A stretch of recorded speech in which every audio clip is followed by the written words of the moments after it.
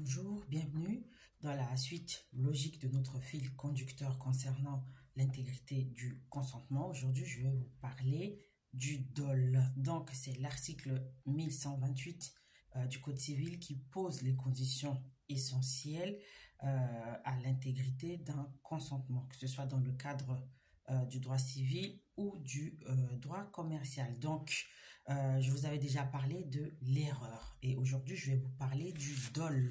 Donc, le dol, c'est un acte entre guillemets, courant en jurisprudence du droit des sociétés, puisque le droit commercial est souvent l'occasion d'actes déloyaux. Donc, pour parler de dol, deux conditions doivent être réunies. Premièrement, un élément intentionnel, c'est ce qu'on appelle l'intention de tromper. Et deuxièmement, c'est l'élément matériel, c'est-à-dire le dol en lui-même. Et il faut aussi que cet élément matériel soit accompagné d'un caractère déterminant. Donc, les victimes peuvent invoquer les manœuvres dolosives, frauduleuses, ou le fait de fausser les données, mais encore faut-il que le dol soit excusable. Donc, si un consentement est vicié, l'engagement est nul. Donc, vous l'aurez compris, le dol, c'est une manœuvre frauduleuse tendant à vicier le consentement d'un co-contractant.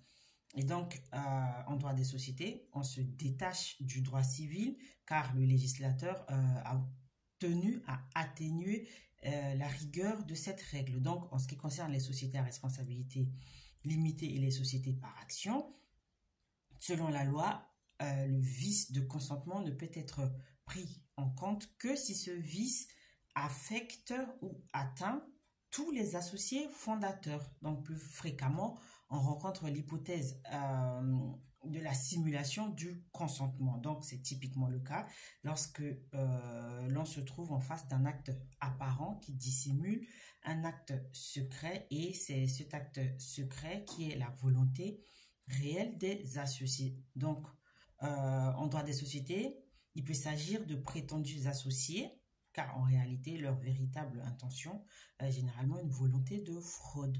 Par exemple, constituer une société pour éviter un contrat de travail avec toutes les obligations qui vont avec, à savoir la déclaration préalable à l'embauche, toutes les charges afférentes justement à un employeur, etc. Ou alors, le but ici étant de faire un apport en immeuble au sein de la société au détriment de la réserve héréditaire.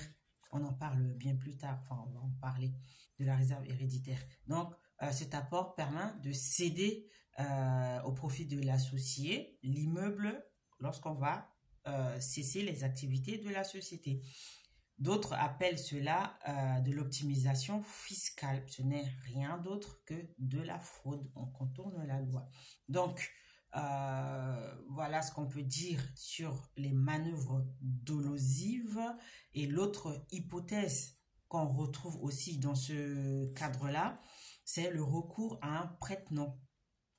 Ça peut être constitutif d'un dol.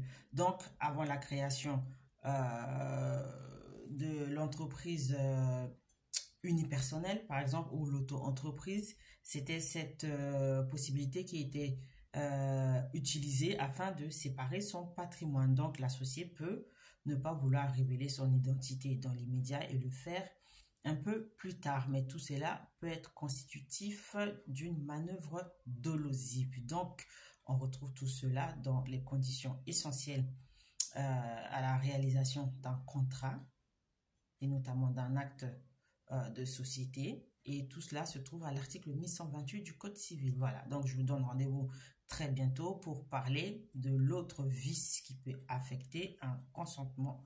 Restez connectés.